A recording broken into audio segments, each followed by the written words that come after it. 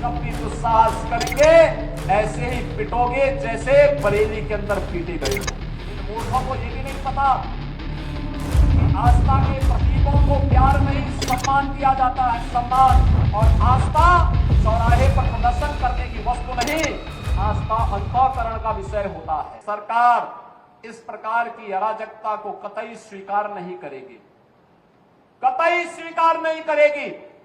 और जिसने भी कानून को हाथ में लेने का प्रयास किया, जो भी राह चलते हुए राहगीर पर हमला करेगा, जो भी बेटी की सुरक्षा पे सेंध लगाने का कार्य करेगा और जो भी व्यापारिक प्रतिष्ठानों में आगजनी करने का दुस्साहस करेगा, जो भी पर्व और त्योहारों में उपद्रव करेगा, उसको हम पहले से इस बारे में कह देंगे कि उसको बिना मांगे जहन्नुम में जाने का टिकट हम काट करके दिला देंगे।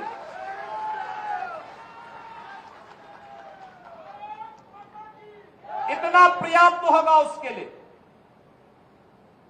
यह अराजकता स्वीकार्य नहीं।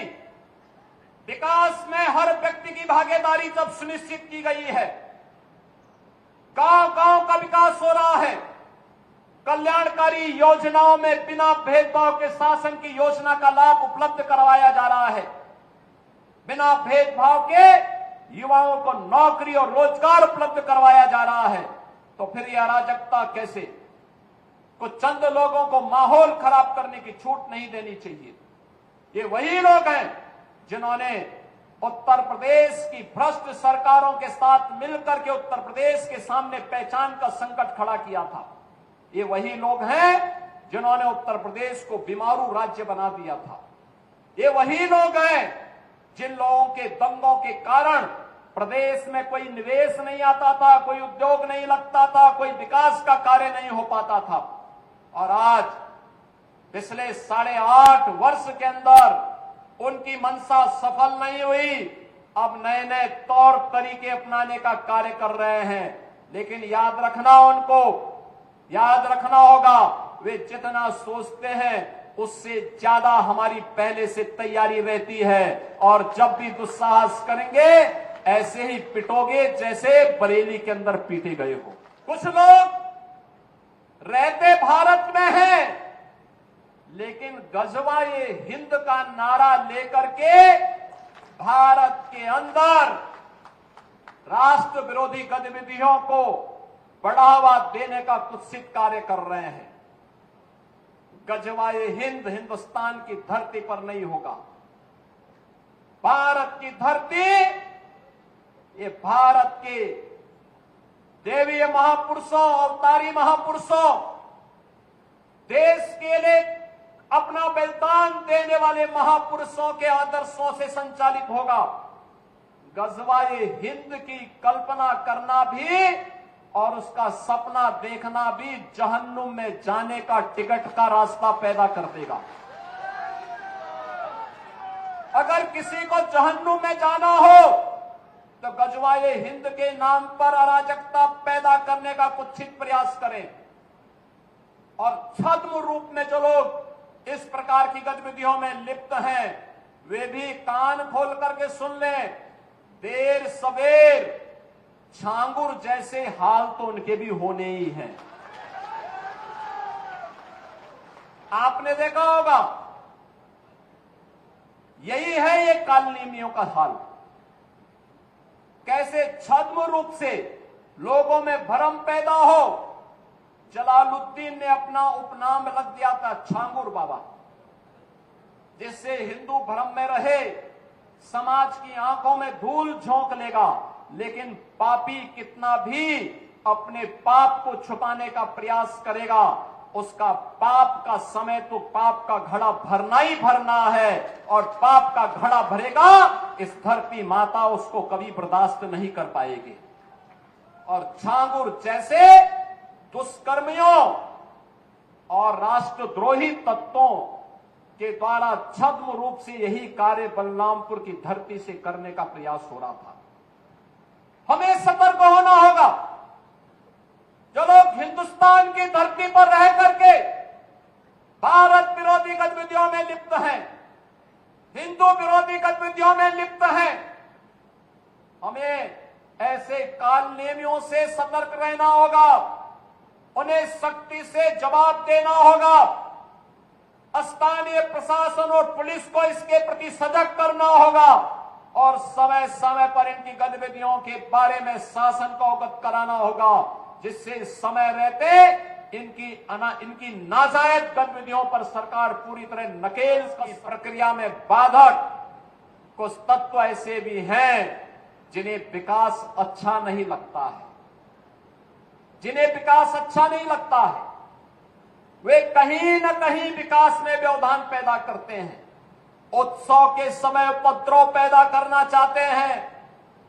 वे लोग अराजकता को अपना जन्मसिद्ध अधिकार समझते हैं और उन्हीं लोगों को चेतावनी देने की दृष्टि से आज मैं बलरामपुर में भी आया हूं, यही कहने के लिए आया हूं, यही कहने के लिए आया हूं। अगर विकास में बाधक बनोगे और विकास की योजनाओं को उपद्रव और अराजकता के माध्यम से बाधित करोगे तो ये मान करके चलिए कि विकास पहले उनके विनाश का कारण बन जाएगा। पर्व और त्योहारों के उत्सव और उमंग में अगर कहीं उपद्रव करने का कार्य किया तो ये उपद्रव की कीमत उनको चुकानी पड़ेगी कि आने वाली पीढ़ियां उनकी याद करेंगी कि कैसे होता है, क्या कीमत चुकानी होगी। बहनों और भाइयों, जो लोग आज भी जिन्हें ये सब अच्छा नहीं लग रहा है, जो लोग आज भी किसी गलत मंशा के साथ जी रहे हैं, जो लोग आज भी ये मानते हैं कि अराजकता उनका जन्मसिद्ध अधिकार है, उनको अपनी गलतफहमी दूर कर देनी होगी। वो अपनी गलतफहमी दूर कर ले। वह समय गया जब समाजवादी पार्टी की सरकार हुआ करती थी, कांग्रेस की सरकारें हुआ करती थी, ये लोग दंगा करवाते थे, आगजनी करवाते थे, बेटी की सुरक्षा में सेंध लगाते थे, व्यापारी के प्रतिष्ठानों पर आग लगाते थे और सरकार इनका आवभगत करती थी। वह समय अब चला गया है। अब ये डबल इंजन की सरकार है। अगर बेटी की सुरक्षा पे हाथ डालने का प्रयास किया, व्यापारी के प्रतिष्ठान में आग लगाने का प्रयास किया, उत्साह और उमंग के उत्सव में कहीं पर अगर अराजकता पैदा करने का और उपद्रव पैदा करने का कुत्सित प्रयास किया तो मान करके चलिए ये रास्ता उनका सीधे नरक में जाने का होगा, सीधे नरक में। लोगों को शांति और विकास अच्छा नहीं लगता, लातों के भूत बातों से नहीं मानते। इनको लगता है जैसे सरकार अब भी इनके सामने झुक करके कार्य करेगी। सरकार का पहले दिन से, डबल इंजन की सरकार का पहले दिन से ही यह निर्णय है कि अपराध और अपराधियों के प्रति, गद्दारों और देशद्रोहियों के प्रति सरकार जीरो टॉलरेंस की नीति के तहत कार्य करेगी। हमारी संवेदना एक गरीब के लिए है, हमारी संवेदना नौजवान के लिए है, हमारी संवेदना बेटी और बहनों के लिए है, हमारी संवेदना अपने अन्नदाता किसानों के लिए है, हमारी संवेदना उन व्यापारियों और उद्यमियों के लिए है जो अपने यहां देश के विकास का खाका तैयार करते हैं और नौजवानों के लिए रोजगार और नौकरी की व्यवस्था करते हैं। हमारी संवेदना उस हर नागरिक के साथ है जो भारत को भारत माता के रूप में सम्मान देता है, भारत के महापुरुषों का सम्मान करता है, भारत की परंपरा और भारतीय संस्कृति के प्रति आदर का भाव रखता है। इन मूर्खों को यह भी नहीं पता कि आस्था के प्रतीकों को प्यार नहीं सम्मान दिया जाता है। सम्मान और आस्था चौराहे पर प्रदर्शन करने की वस्तु नहीं, आस्था अंतःकरण का विषय होता है, अंतःकरण का विषय होता है।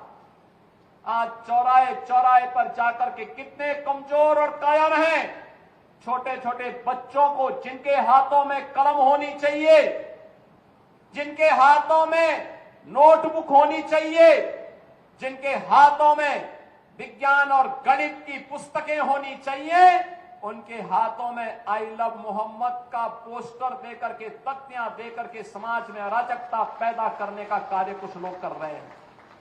इनको यह भी नहीं मालूम कि उनकी जिंदगी तो बर्बाद है ही है, लेकिन इन बच्चों की भी जिंदगी को ये लोग बर्बाद करने पर उतारना चाहूंगा।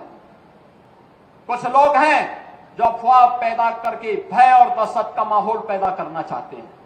आप देख रहे होंगे ड्रोन के नाम पर, चोरी के नाम पर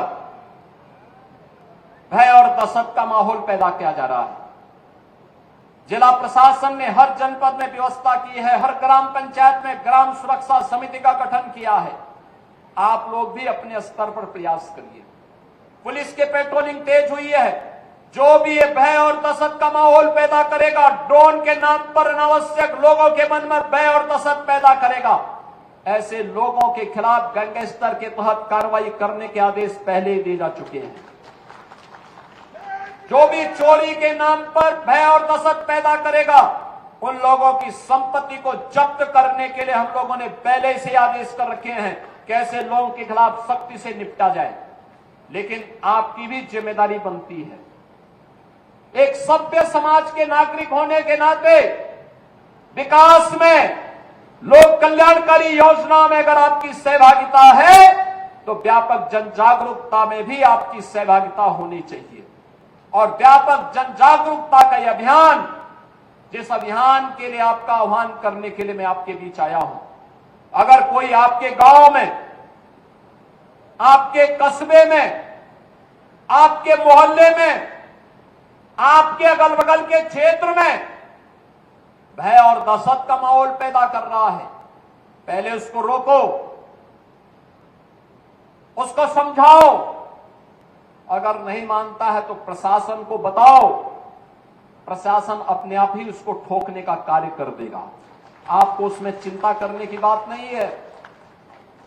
आप चुपचाप बताइए, बाकी का इलाज हम स्वयं कर लेंगे।